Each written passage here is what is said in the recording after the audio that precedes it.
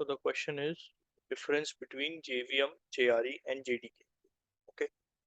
So हमारा answer का flow ऐसा रहेगा कि हम पहले बेसिक डिफरेंसेस देखेंगे जो जो होते हैं, जो हमें मतलब पता होने चाहिए बेसिकली। उसके बाद में हम complete flow of Java program देखेंगे, उसमें समझेंगे कि क्या जेवीएम का रोल होता है, क्या जेआरई होता है, क्या जेडीके होता है। तो उसको बहुत डिटेल में मैं स्टेप बाय स्टेप बताऊंगा। उसमें कैसे कंपाइलेशन होता है जावा फाइल का, क्लास लोडर का क्या काम होता है, जेवीएम में मेमोरी क्या क्या रोल रहता है उसका साइन करने का, फिर ऑब्जेक्ट क्रिएट होता है, हीप एलोकेशन होता है, उसके बाद में लिंकिंग होती है। ये सब पास, ये जो पुराना ये पहला वाला प्रोसेस लोडिंग का था, ये लिंकिंग आ गया। उसमें वेरिफिकेशन होता है कोड का, फिर प्रेपरेशन होती है कि हम इनिशियलाइज कर पाए, तो इनिशियलाइजेशन होता है, फिर एग्जीक्यूशन इंजन पे कोड जाता है, वहां पे इंटरप्रेटर होता है, जेआईटी होता है, जेआईटी का क्या रोल होता है, क्या काम आता है, गार्बेज कलेक्टर का बेसिक देखेंगे क्या काम है, तो वो देखते हैं। Okay. So first of all क्या होता है वो समझते हैं कि जेवीएम प्लस लाइब्रेरी, स्पेलिंग देख लेना अगर, इक्वल टू जेआरई। ओके, समझने के लिए। और JRE plus dev tools equal to JDK. ठीक है, ये बहुत सिंपल तरीका है तीनों का डिफरेंस जानने का। ठीक है, जेवीएम प्लस लाइब्रेरी, अगर जेवीएम में लाइब्रेरीज इंक्लूड करते हैं तो जेआरई होता है, और डेव टूल्स इंक्लूड करते हैं जेआरई में तो जेडीके होता है। ठीक है, अब एक एक करके तीनों को देखते हैं, बेसिक डिफरेंसेस जो हमको बताने होते हैं पेपर वगैरह में। JVM, JRE and JDK. ठीक है, जेवीएम क्या होता है? Java virtual machine, Java run time environment, Java development kit. Okay, अब सबसे पहले देख लेते हैं प्लेटफॉर्म इंडिपेंडेंस में। तो ये तो प्लेटफॉर्म इंडिपेंडेंट होता है, ये नहीं होता, ये भी नहीं होता, ये प्लेटफॉर्म डिपेंडेंट होते हैं दोनों। तो ये हम देख रहे हैं प्लेटफॉर्म इंडिपेंडेंस में। ठीक है, को बेसिक समझा रहा हूँ मैं, थ्योरेटिकल नॉलेज नहीं देना, बट आप समझ सकते हो। ठीक है, जेवीएम का क्या काम करता है? ये एग्जीक्यूट करता है हमारे बाइट कोड को। उसका पूरा प्रोसेस हम बाद में बताएंगे कैसे करता है, क्या होता है। ठीक है, ये हमारे को एनवायरनमेंट बना के देता है कोड को एग्जीक्यूट करने में। ठीक है, और जेडीके क्या करता है? ये असिस्ट करता है कोड एग्जीक्यूशन में, असिस्ट करता है। ठीक है, एक डिफरेंस ये होगा। अगला डिफरेंस देखते हैं बेसिक की, बस बेसिक यही है देखा जाए तो। मतलब अब आपको जो प्रोसेस मैं बताऊंगा ना, उसमें बहुत क्लियरिटी से समझ आ जाएगा कि कौन क्या काम कर रहा है, क्या नहीं कर रहा है, कैसे क्या हो रहा है। ओके, तो उसको बहुत तमीज से समझते हैं। ठीक है, ये बेसिक समझ लिया। अब आते हैं फ्लो ऑफ जावा प्रोग्राम पे। ठीक है, हमें पता है कि अगर हमने कोई कोड लिखा है यहाँ पे, उसको हम डॉट जावा फाइल से सेव करते हैं। ठीक है, तो ये हमारा फर्स्ट स्टेप, हमारा सेकंड स्टेप। ठीक है, अब क्या होता है कि जावा जो ये होता है हमारा, ये जो जावा कोड होता है इसको हम करते हैं कंपाइल। ठीक है, तो हम करते हैं कंपाइल, इसके लिए यूज करते हैं जावा सी कंपाइलर। ठीक है, इससे हमारे को बन के देती है एक डॉट क्लास फाइल। ओके, ये पहले भी बता चुके हैं। ठीक है, डॉट क्लास फाइल बनती है, और उसके बाद में क्या होता है कि ये हमारी डॉट क्लास फाइल का क्रिएशन हो गया, कंपाइलेशन हो जावा प्रोग्राम ये हो गया। ठीक है, अब आता है काम क्लास लोडर का। ठीक है, तो डॉट क्लास फाइल जो होती है वो जाती है हमारे क्लास लोडर पे। ओके, ठीक है, ये सब जेवीएम के अंडर आते हैं, सब JVM JRE. JRE basically, JRE में बस अगर तुम थोड़े से लाइब्रेरीज इंक्लूड करते हो तो जेआरई हो गया, अदरवाइज जेवीएम ही है मेन। ठीक है, अब क्लास लोडर क्या करता है ये देखते हैं। क्लास लोडर क्या करता है, जो हमारे पास डॉट क्लास फाइल आएगी ना, इसको कन्वर्ट कर देता है बाइनरी डेटा में, बाइनरी डेटा। ठीक है, बाइनरी डेटा में कन्वर्ट करने के बाद में क्या कर देता है कि ये इंटरेक्ट करता है फिर हमारे दूसरे कंपोनेंट के साथ, जो कि है हमारा जावा मेमोरी। सो मेमोरी के साथ इंटरेक्ट करता है, और साथ ही साथ ये इंटरेक्ट करते हैं हमारे एग्जीक्यूशन इंजन में, एग्जीक्यूशन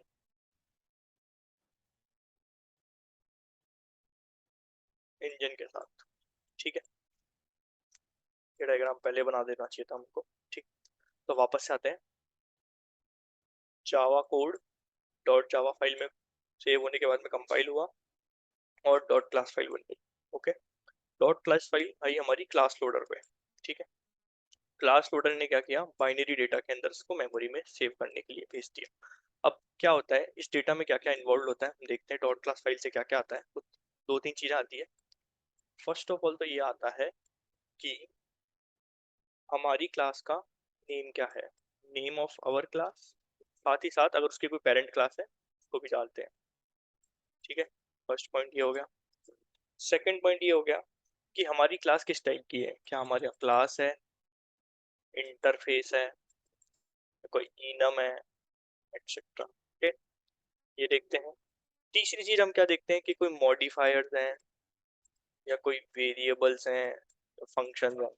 तो जो भी सब होगा हम इसको मेमोरी में सेव कर देते हैं। ओके, ये हमारा मेमोरी फेज हो गया। ठीक है, तो यहाँ पे हम कहाँ तक आ गए, क्लास लोडर हो गया, जेवीएम मेमोरी हो गया। ठीक है, ये सब होने के बाद में क्या होता है कि हमारा जो ऑब्जेक्ट है वो बन जाता है। लोड करते हैं हम हमारे ऑब्जेक्ट को, उसको लोड कहाँ कर देते हैं, हमारी कीप मेमोरी में। ठीक है, तो जो हमारी डॉट क्लास फाइल होती है वो कन्वर्ट हो जाती है हमारी ऑब्जेक्ट के अंदर। एक जो क्लास ऑब्जेक्ट होता है हमारा, क्लास हमारे जावा का, और इसको हम हीप एलोकेशन कर देते हैं। ठीक है, हीप एलोकेशन हो जाता है। ठीक है, तो ये एक साइड स्टेप हो गया इस प्रोसेस के बाद में। ठीक है, तो हीप एलोकेशन भी हो गया। ठीक है, अब चालू होता है हमारा लिंकिंग फेज। ठीक है, एग्जीक्यूशन इंजन से जाने से पहले लिंकिंग फेज चालू होता है। लिंकिंग लिंकिंग होती है बेसिकली। लिंकिंग में क्या होता है, वेरिफिकेशन होता है, और दूसरा स्टेप होता है हमारा प्रेपरेशन। प्रेपरेशन, ठीक है। अब वेरिफिकेशन में हमारा बाइट कोड वेरीफायर करके एक चीज होता है हमारे जेआरई में। तो, तो बाइट कोड वेरीफायर क्या करता है कि वेरिफिकेशन करता है। बेसिकली हमारा जो डॉट क्लास फाइल में जो कोड बना था उसमें देखता है कि कोई फॉर्मेटिंग इश्यूज है क्या, या फिर कोई अननेसेसरी ब्लॉक्स हैं, या फिर कुछ ऐसी चीजें हैं जो हमको हटानी है, क्या करना है। तो वो सब वेरिफिकेशन चेक्स करता है। तो ये प्रोसेस होता है वेरिफिकेशन का। प्रेपरेशन में क्या करता है, मेमोरी एलोकेशन चालू होता है यहाँ से। मेमोरी एलोकेशन होता है चालू यहाँ से, जो कि हमारे इनिशियलाइजेशन फेज में। इसके बाद में क्या होता है, लिंकिंग के बाद में हमारा आता है इनिशियलाइजेशन फेज। ठीक है, इनिशियलाइजेशन फेज। इस फेज में क्या होता है कि हमारी स्टैटिक वेरिएबल्स, फंक्शंस, जो भी स्टैटिक चीजें हैं उनको मेमोरी असाइन होती है। ठीक है, तो ये मेमोरी एलोकेशन फेज हो गया, जो क्लास के वेरिएबल्स वगैरह सबका होता है। यहाँ पे स्टैटिक क्या हो जाता है। ठीक है, और ये होता कैसे है, इसका फ्लो जो होता है ना, वो हमेशा होता है टॉप टू बॉटम। ये पूछ सकता है कोई इंटरव्यू में, टॉप टू बॉटम जैसे कि मतलब पेरेंट का पहले होगा, फिर क्लास, फिर चाइल्ड का होगा। ठीक है, ऐसे हो गया। तो बस ये सब होने के बाद में हम आ जाते हैं हमारे अगले चीज पे, जो कि हमारा एग्जीक्यूशन इंजन। एग्जीक्यूशन इंजन, ठीक है। तो हमने क्या क्या देख लिया, लिंकिंग देख लिया, इनिशियलाइजेशन देख लिया। अब एग्जीक्यूशन इंजन देख लेते हैं फटाफट। ठीक है, एग्जीक्यूशन इंजन में क्या होता है, सबसे पहले होता है हमारा इंटरप्रेटर। इंटरप्रेटर, ठीक है। Interpreter simply line by line code को एग्जीक्यूट करता है। ठीक है, बट इसमें दिक्कत क्या है, मान लो मैंने कोड को रीरन कर दिया तो ये फिर से लाइन बाय लाइन जाएगा। तो उसको सेव करने के लिए पिक्चर में आता है हमारा just in time compiler, just in time compiler, that is JIT। तो JIT क्या करता है ना, JIT बहुत अच्छा काम करता है which is quite related to dynamic programming. तो हम करते हैं मतलब कैशिंग वैशिंग जो भी कुछ हो उसको, ठीक है। ये क्या करता है कि हमारे जो कोड मिलता है हमको, बाइट कोड को वन गो में पहले ही नेटिव कोड में कंप्लीट कर देता है, ठीक है। नेटिव कोड में कंपाइल कर देता है पहले ही। नेटिव कोड होता है C++ में जो कोड हम लिखते हैं उसको कन्वर्ट कर देता है वहां पे उस फॉर्म में। इसके बारे में आगे डिस्कस कर सकते हैं कभी, ठीक है। और क्या करता है कि मान लो इंटरप्रेटर के पास इतना कोड था, ठीक है, अभी के लिए, और हमारे JIT ने इसको नेटिव में कन्वर्ट कर दिया और रख लिया। अब मान लो इंटरप्रेटर को वापस से इतना कोड को वापस करने को मिल रहा है, तो क्या करेगा, instead of doing all the steps, यानी स्टेप बाय स्टेप एक एक लाइन जाने से बेटर है ये सीधा JIT से उठा लेगा कोड को, ठीक है। तो उसमें प्लेस कर देगा क्योंकि ऑलरेडी कंपाइल हो चुका था पहले प्रोसेस में। तो रीड तो कम तो इंटरप्रेटर की परफॉर्मेंस को इनहेंस करता है और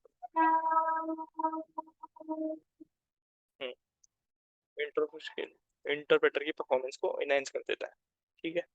और इसी एग्जीक्यूशन इंजन के अंदर एक चीज और होती है जो हमारा लास्ट स्टेप है हमारे का, जो है गार्बेज कलेक्टर।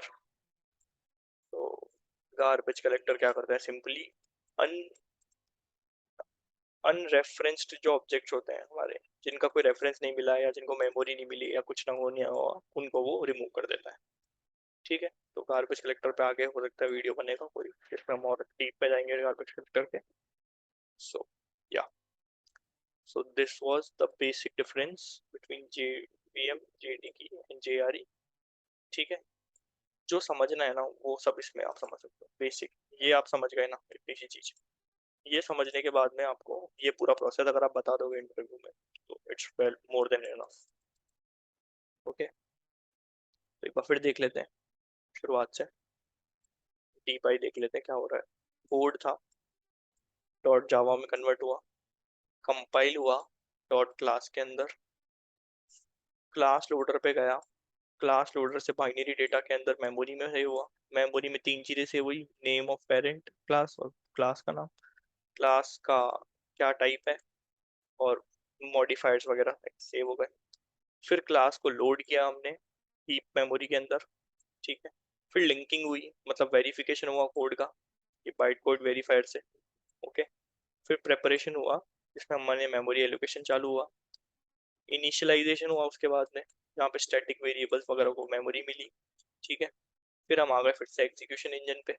तो एग्जीक्यूशन इंजन में इंटरप्रेटर आता है सबसे पहले, वो जो लाइन बाय लाइन कोड को कंपाइल करता है, उसका हेल्प करता है just in time compiler JIT, जो क्या करता है बाइट कोड को नेटिव कोड में कन्वर्ट करके रख देता है पहले से ही। और जब अगर मान लो इंटरप्रेटर के पास वापस से कोई ऐसी चीज आती है जो ऑलरेडी बन चुकी है नेटिव कोड में, तो वो वापस से डायरेक्टली उसको भेज देता है instead of running it, okay. ये हो गया। और लास्ट में हमारा गार्बेज कलेक्टर कोई अनरेफरेंस्ड ऑब्जेक्ट्स हैं उनको रिमूव कर देता है। तो इस तरह से हमारा JVM प्लस JRE काम करता है। बेसिकली JRE काम करता है, JVM उसका एक पार्ट ही है। ये सब प्रोसेस JVM का ही था। और JRE में आप एक्स्ट्रा JVM प्लस क्या बोला था हमने, लाइब्रेरीज। तो लाइब्रेरीज होती है बहुत सारी जावा में, उनको इंक्लूड कर देते हैं, डेव टूल्स इंक्लूड हो जाते हैं, ठीक है। तो ठीक है।